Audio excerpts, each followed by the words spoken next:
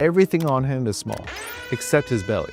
I mean, did you have to out your brother like that? I mean, everything on him is small. He's perhaps packing a Wes Watson, roughly about 3 inches. And so, do we really need to reveal to the world that he has a micro? I mean, don't do your brother like that. The nerve of this guy, Jeremy Ethie, he makes fun of his mom later in the video. Guys, stick for the video.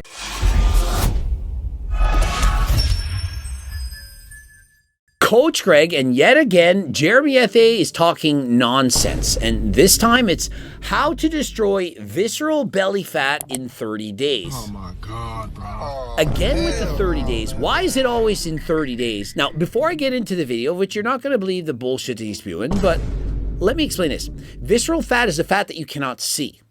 You don't see it. Subcutaneous fat is the fat under the skin. Subcutaneous under the skin. You feel it. You pinch it, you see it, it's a belly, whatever.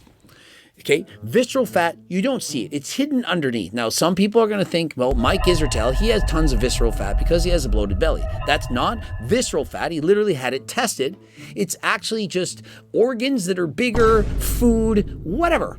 And so just because you have a belly, it doesn't mean that you're fat. Okay, do you understand this? Before we start the video, let me read the first comment that I see. And of course, it's a comment about Coach Greg. Greg Doucette is going to analyze this video with his laser eyes and post his own reaction within 72 hours. We're currently 72 hours, and so the over-under was pretty much bang on. Visceral fat is actually easier to get rid of.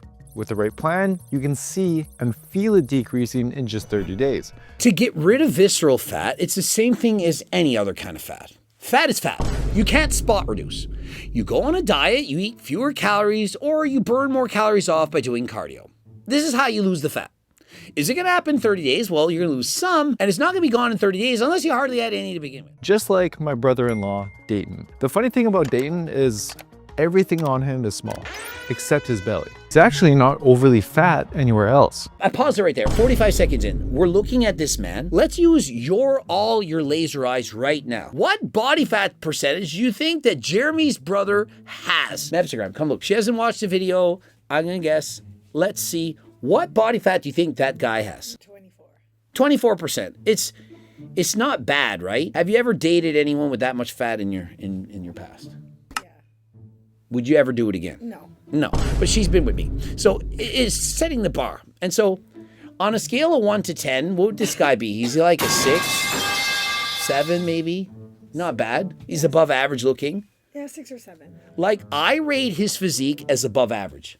Yeah. The average man isn't as good as this man. Because people are going to say Greg makes fun of fat people. He's a piece of shit, blah, blah, blah. This guy is better than most people. He's above average. And his body fat percentage, I'm going to guess you said 24%. I'm going 23. 23% body fat. You're thinking, oh my God, you're saying he's so high. You're an asshole. Jeremy's the one saying that everything on his body is small. I'm saying it's actually above average. It's not bad. You can judge me. You can write in the comment section. Am I making fun of his brother or am I complimenting his brother? You decide. Because we're going somewhere with this. So it was surprising when his DEXA scan clocked him at 33% body fat. The DEXA scam. The DEXA scam says he's 32.5% body fat. It's because it's a scam. People don't want to believe Coach Greg when he says these things. I tested myself. The in-body scam, I was 19.8%. And so maybe it's all visceral fat. I mean, you can't see it. It's not there. But the fat I have, it's all hiding. It's in hiding around my organs, viscerally underneath the muscle. It's hidden. And so, Coach Greg, you think you're very good at estimating body fat percentages? I mean, other than the MRI, the golden standard, not the DEXA scam, the MRI, that's the golden standard. You think you're good, but you can't see the visceral fat. And so maybe, Greg, maybe you think you're lean, but you just carry a shit ton of visceral fat. It doesn't work like that. Visceral fat only is about 10 to at most 20% of the human body. And so the fat that you see, fat on the skin, all that is 80 to 90% of the human body. And so if I'm looking at you and you look lean, you are lean. Do you get it? Even if your visceral fat is through the roof, it's horrendously bad. 20%, it's a lot. If you have abs, you look lean, you're in shape, you can see it. There's not going to be some hidden amount of, oh my goodness, so much fat. If you're watching this video right now, which of course you are because you're watching this video right now, or if you watch Jeremy's video, trying to lose your visceral fat in 30 days, and that's the secret to fat loss and so on, and you got to change up your diet, it ain't it. All you need to do is to lose weight, and if you do, visceral fat is going to...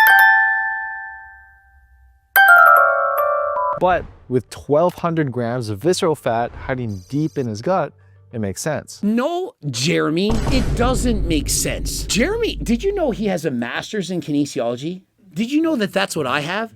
He must have not had the highest GPA in his class. I had a 3.93 GPA using a 4-point scale. It's not bad, not like your kind of marks, but it's very impressive. Jeremy Ethie clearly had much lower grades. Perhaps he copied off of his classmates. How can you be a moron? He has 1.2 kilograms, in case you don't know what the conversion is, 2.2046 pounds of fat in a kilogram. And so 1.2 kilograms, what is it? 2.5, 3 pounds of fat? He has about 3 pounds of fat hidden where you can't see it. And so he says, this is the reason why his body fat is 33%, because he has 3 pounds of fat hidden under his muscles. Raise your hand if you believe that. Would 3 pounds of added fat make him go from 23% or 24% based on mepsograms laser eyes to 33%? He probably weighs between 150 and 200 pounds. And so if you gain 3 pounds of fat, your body fat percentage isn't going up by 10%. 10% of 150 to 200 pounds is 15 to 20 pounds of fat. Do you get it? And so it's a very small percentage. And so even if he magically loses 1.2 kilograms of visceral fat, his body fat is only going to go from perhaps 32.5% to 30%, not 23%. And so by definition, it's a DEXA scam. Did that logic make sense? You followed it. She's a genius, though. Do you understand it? Does it make sense to you? Probably not. Let's just keep going with the video. They probably don't get it. They probably think, no, Greg just talking out of his ass. We'll see. That's far higher than what Kevin has, even though he's at 38% body fat. And so Kevin, his friend who has 38% body fat, who looks twice as fat as his brother, he has only 900 grams of visceral fat, but his brother has 1.2. And so he has 300 grams more fat. 300 grams fat is like a palm full of it. It's not the 300 grams that's making him have far greater body fat on the DEXA scam. The fact that Jeremy Ethie can't determine this tells me that he's probably either just hiding the fact that he doesn't know this, or he has no reasoning or logical skills whatsoever. There's no way he's a 1.8%er commander. It's not possible. I think that he has a very good memory. He probably went to school and he's one of those people that could look at things and memorize the answers. Hey, is there a test today? Yeah, just memorize this. And he got it all. Coach Greg had no memory, but excessively elevated logical reasoning skills. And so when I see these things, immediately in a 0.1 of a second, my brain already has the answer. And the answer is, he's a freaking moron. But after he followed the plan I'll share with you today, his gut quickly tightened up, and after just 10 weeks. Yeah, it's his gut, it tightened up because he dropped his visceral fat. You know, the fat under the abs that you can't see, he dropped that way back here, you can't see it, and it caused him to have a six-pack. How does losing fat you can't see cause the fat that you can see to go down? Because how are you going to see these abdominals? Oh, I burn off the fat underneath the muscle, and so now the muscles can see it. Your muscle's here, the fat is hiding here. If I lose this fat, how do you see more of that? You don't! If two people ate the exact same amount of calories, one of them could store way more visceral belly fat than the other. And by way more, he means 300 grams. It's just stupid. 300 grams less fat is not going to make a world of difference in your body fat percentage, your appearance, how your abs look, nothing. It's not going to matter. And if you're really concerned with visceral fat, because yes, you're right, visceral fat is bad. It's the bad kind of fat. Increases in visceral fat more likely lead to heart attacks and so on. And so a lot of visceral fat is bad. Subcutaneous fat, the fat further away from your heart, is healthier. If you have fat in your hips and thighs, it's better than fat on your abdomen. This is actually true. But you know what you need to do to lose visceral fat or any fat whatsoever? You need to do cardio or to lose some weight by eating fewer calories. It's as simple as that. And so if you switch over your diet, You do everything stated. Oh, no more saturated fats. Let's just have polyunsaturated fats. Let's switch from having butter to having fish. It's not going to make you shredded. Losing fat, aka deficit, that will make you shredded. But in group 1, the muffins were made using polyunsaturated fat, whereas the muffins fed to group 2 were made using saturated fat. But group 2, the one that ate saturated fats, they gained double the amount of visceral belly fat compared to group 1. And so it makes it look all fancy. Oh my God, they gave them this kind of fat and this kind of fat, and they gained double the amount of visceral fat. What if I told you that one group gained 50 grams of visceral fat while the other gained 100? Are you saying, oh my goodness, it's double? Or are you thinking, but it's only 50 grams? Like really, it's a tenth of a pound. Like, is it really that big of a difference? And so he's playing a bunch of hocus pocus, some magic, some study over here, a study over there. And oh my God, if you consume saturated fat, it's so much worse. You gained double the fat, but it's only a small portion of fat located behind the abdominals around your organs. Small changes. It's not going to make any noticeable difference in your appearance. You're going to look the same. Some days he was consuming over 50 grams of saturated fat. But this doesn't mean that you should completely cut out these foods. Just balance them out with more unsaturated fat. And so, shocker, instead of eating all the saturated fat, let's eat more fruits and vegetables. I mean, is it any different than I've been preaching for how many decades now? If you guys got my cookbook or my Circle Diet book, you would know all of this stuff. It's so freaking easy. You eat lower calorie dense foods. You take the foods that you're eating, you make them lower in calories. And if you have a calorie deficit, you're going to lose weight. It's going to come from visceral fat and subcutaneous. And so most people I know, they just don't want to be fat. Fat is fat. Whether it's visceral, whether it's subcutaneous, you want to lose both. And so if you're fat, visibly fat, you're probably going to have too much visceral fat. If you're lean, visibly lean, you're not going to have too much visceral fat. It's an automatic, no questions asked, has to be that way.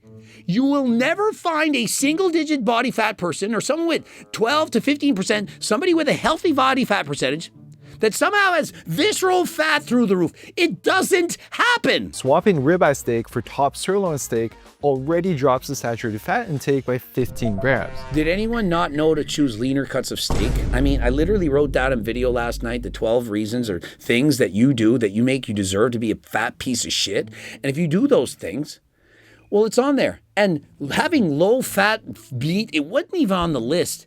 It's such a basic simplicity thing. I didn't need to add it. Everyone knows, everyone, that you shouldn't be eating a bunch of fatty steaks. I mean, how is this not logical? Oh, I choose the fattiest cuts of steak. Oh, you're overweight. Well, did you ever think that if you chose leaner cuts of steak, a filet mignon, that you would lose more weight than if you have a ribeye? Does anyone not already know this? Here's a list of the biggest culprits for saturated fats, as well as a list of the best foods you want most of your daily fats to come from. Breaking information. You should eat less butter, fried foods, bacon, sausage, salami, cheese, and full-fat yogurt and milk.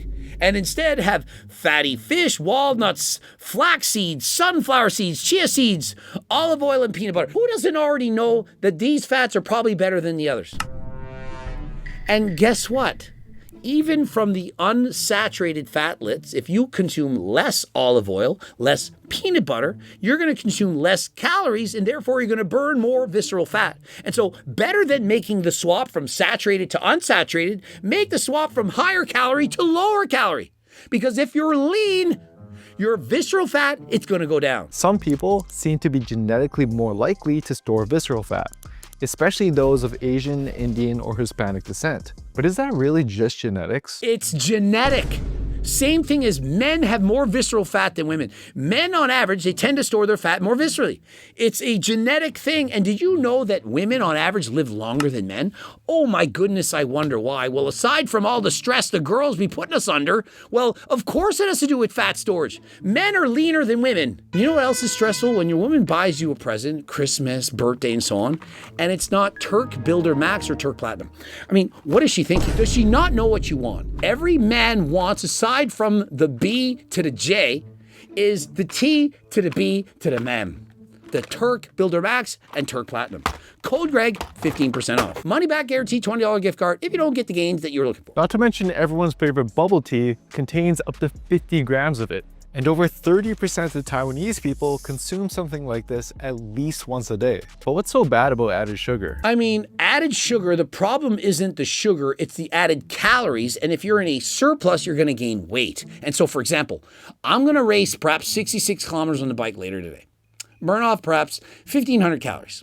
Now, do you really think that if I consume a bubble tea sugar drink with 200 calories and maybe, I don't know, some licorice, some candies, that I'm going to somehow gain a ton of visceral fat, that I'm going to be a diabetic? No, I have muscle and I'm doing cardio. And so the problem with sugar is that sugar can add to unwanted calories and make you fat. And foods you might not even expect are loaded with them. Not just bubble tea, cereal, granola, sweetened yogurt, juice, jam, and even condiments like ketchup. I mean, how can people not be familiar that jam isn't going to have sugar? Sweetened yogurt isn't going to have sugar? Cereal, granola, apple juice? You're literally taking a fruit and putting the sugar from it into liquid form to make it easier to drink. And so if you're an idiot and you do these stupid things like consuming too much sugar on top of eating enough calories in your diet, then, well, you deserve to be fat. You deserve it. If you choose to do the thing, then you deserve it. For example, if you chose to drink 10 shots of whiskey last night at the bar and you're hungover, you deserve to be hungover. If you choose to eat 1,000 calorie surplus for months on end, you deserve to be fat. Is that not fair? Now, there's some things that people don't deserve in this life. For example, if you studied 5 hours a day and you still failed your exam, you didn't really deserve it. I feel bad for you. It's genetic. And so there is some truth to the fact that, well, some people are fat and it's very much genetic. And so for those people, why don't you do more cardio? Why don't you eat healthier? You have an uphill battle. It's harder for you. You could perhaps take GLP Max to help control your cravings so that you're less hungry. Remember, code Greg 15% off. Or you could go to the gym. You could do certain activities. And so stop making excuses why you're fat and make excuses to lose some weight.